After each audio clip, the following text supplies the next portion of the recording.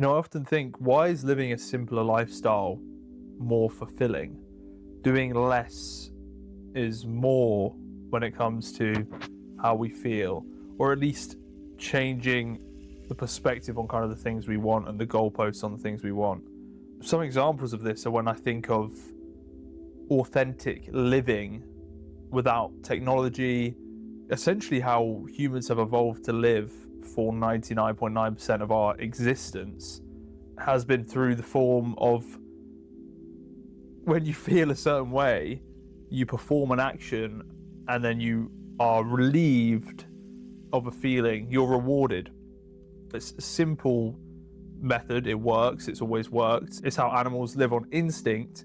A basic example is you're hungry, so you go to get food, you put some kind of form of work in, so you expend energy over time, and then you receive the reward, which is the food in whichever form, and then you obviously are relieved.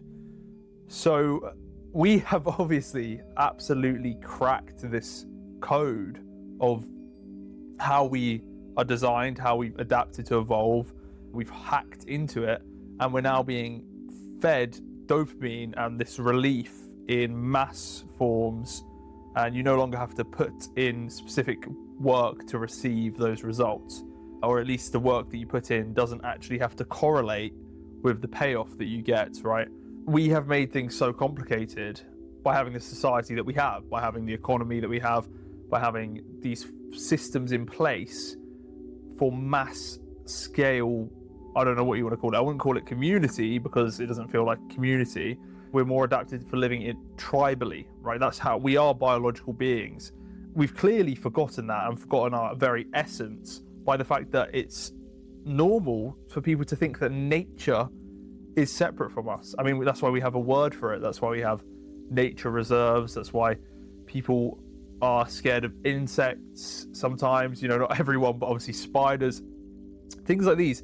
Animals and insects that we have lived side by side with and evolved with, all of these kind of things have become alien to us because we've been told they are alien to us and in how we live.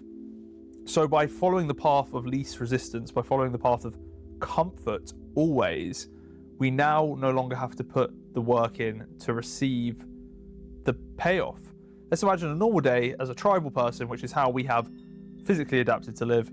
You'd wake up and then you would be hungry, so guess what? You're going to go and collect the food. Maybe you have to hunt, maybe you have to harvest, maybe you have some left over, but then guess what? You need more, so you have to go and hunt again. If you're cold, you have to collect wood to make a fire. You're in this cycle of genuine work and relief, which satisfies your very being. Okay, that's all you need. This is all we need now. It's what we're evolved to have. But now we're in a system where people have been told they need these external materialistic things. And that includes things like housing. That includes things like mortgages. It includes things like getting new cars on finance, anything like this. And it's not fulfilling, because all we need to be fulfilled is that cycle of putting in the work and getting the actual relief. If you feel unwell and exhausted and tired, you wouldn't have woken up and thought, I need to go to my 9 to 5 to pay the bills. Guess what? You would have rested until you felt well enough to carry on. This is what we're evolved to do. This isn't some mystical concept or some out there idea. You have to see that right now, the system we live in is the alien system. It's outpacing us as well with the rate of technology advancing. The fact you can go on your phone and just order any food you want to your door, and not just any food, it's the most dopamine hitting, sugar-filled, perfectly calculated food to make you feel amazing. If you get fast food or something like that, we have to put in less actual work for the direct result that we want because we no longer see it that way. People just assume food is in such abundance. We no longer see it as you have to even put work in to really get food, right? No one's really hunting, or the very small minority. No one's really collecting and gathering.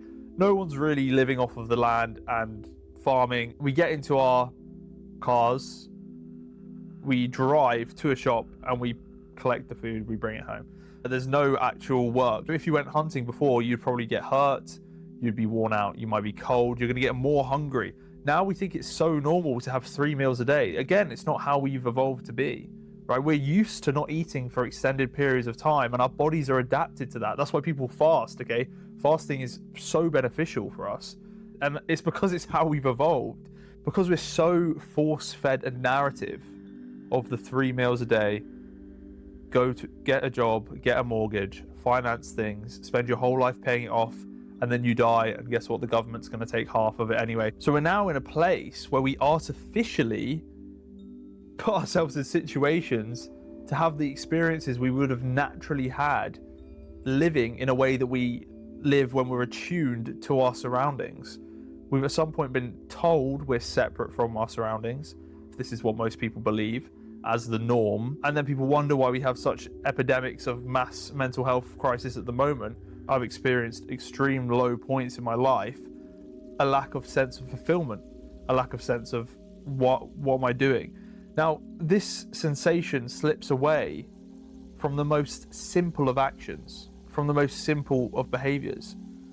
Exercising, eating nutritionally valuable food, putting yourself in situations where you feel anxious and uncomfortable, because then you grow from them. And with a small few of these steps, the snowball starts growing and growing, and it's kind of, you gain this momentum, right? You pull yourself out of those places. We are erasing our very nature, the things we need as biological beings. We're mammals. Alongside the erasing of putting in the work to get the payoff, we're also erasing putting in the work for the payoff of social interaction. People are unable to socialize, especially the younger generations that are being raised on iPads and social media. They do not have the capabilities of just communicating and going up to people and just being open and being honest and truthful. You didn't have a choice before. For all of our existence, you didn't have a choice but to face the hard knocks of life. They were guaranteed. Whatever you wanted, you were going to face resistance, okay? Now we've become resistance averse. What does that make you?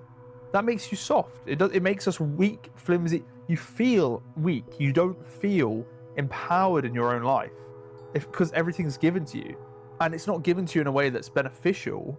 Once something's given, there is no true payoff. You only get that when you put the work in, and this is where we go back to the duality. In order to have one, you must have the other. So you must put in the work, you must feel resistance and overcome it to get the sense of relief, to get the sense of growth, to get the sense that you have earned it, okay? And you've earned these things in your life. Now, ordering food is a small example. There's a huge epidemic, and it's when you really think about it, it's almost evil. I mean, again, evil's another topic for a different video, discussing whether, oh, actually, that's a great idea for another video that I will discuss at some point. But pornography is devastating for the mental health of so many. And a lot of people might say, oh, it's only if you're addicted to it, or these kind of things. But even if you're not addicted to it, you have to think of it from a point of view that you're hijacking your brain. So the most natural high you can get, right, is an orgasm. And you are hijacking your brain to believe you've achieved that, okay? Now, what do you normally have to do to achieve that? You actually have to go through quite a long process of growth, of connection, of meeting someone, of actually putting yourself out in the world, okay? And this can also tie hand in hand with casual flings and casual hookups, where people seem to believe that this isn't going to have an effect on them. But that's part of the disconnection. It's part of not being connected to your nature, right? You are your body. I'm trying not to go too far off track here, but in the same way that you have not had to put in the work to get food if you order it, to walk to the shop and buy food, at least cooking it, is satisfying because you are having to put some kind of form of work in. It's just assumed you have the luxury of getting in a car and being able to turn the heating on, going to an office and it being perfectly hot and the perfect temperature. It's natural to be cold, right? It's natural to be warm, to be too warm. Our bodies are adapted to these things. And the more and more we cushion ourselves, the more disconnected we become from the sense of fulfillment. If you feel cold for an extended period of time, when you warm up again, you get the relief. If you're tired out from a hard day's work, that's why we get the relief of going home and relaxing, okay? But we hijack that part of ourselves by going home and just switching the TV on. We're getting like an enhanced dopamine relief compared to just going home and sitting and being. That is the natural relief. everything we're trying to like get the maximum amount of dopamine out of it in this society, it's deteriorating us. It's deteriorating people. It makes you weak. There's no other way to put it. It makes you weak mentally and physically. And that's why you then feel uncomfortable. Your growth is being denied. And it's hard to place this if you haven't placed it. If you're living in this way, which is socially normal, it's encouraged. People put this on each other because that's how they live. If you make changes that make other people uncomfortable, they will push back against it because they don't want to have to change. So it's hard to notice these things if you've always been living this way, and then to realize, actually, this isn't normal. This isn't healthy for my being and for what I am. You have been put in a system that benefits from profiting off you. It benefits from profiting off of you giving in to your impulses. And when you give in to your impulses, you lower yourself, right? You lose touch with your higher self. And your higher self is a version of you who achieves the things you want to achieve, who becomes that empowered version of yourself, who has the confidence, who doesn't have the anxiety, who feels aligned in your day-to-day life. Giving into your impulses is the lower form of yourself. Now, there's a difference between giving into your impulses and being aware of them and acting on things when they're aligned with you. You are a physical being. That's who you are. It's normal to have impulses. Hunger's an impulse. Sex drive is an impulse. Comforts, these are all impulses. And when you act on them with alignment and with awareness, they can then fulfill you.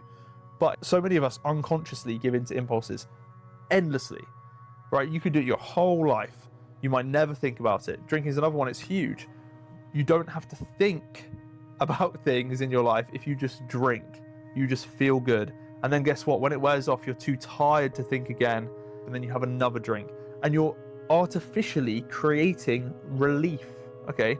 Creating a sense of relief that hasn't been earned. Again, you can do things from a place of thoughtfulness and enjoy them. You can drink on occasion and enjoy it.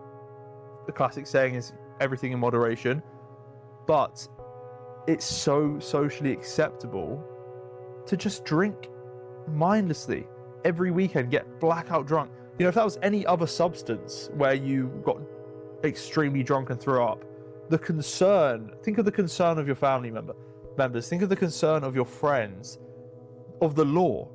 But just because it's this considered legal substance and it's proven to cause dementia, cancer, domestic violence, murders, and like it's just endless, the things that alcohol ties to. Yet guess what? Because it's legal and socially acceptable, this is something that people don't want to listen to because it doesn't match their state of comfort. People want to live in a state of comfort. It's easier to bury your head in the sand than it is to look at yourself and look at your behaviors and reflect and think, what is the best thing for me? And that's hard to figure out. You can't just know what the best thing for you is, but you can feel and you can kind of trust your intuition. I've experienced years of drowning out what I know to be true to myself.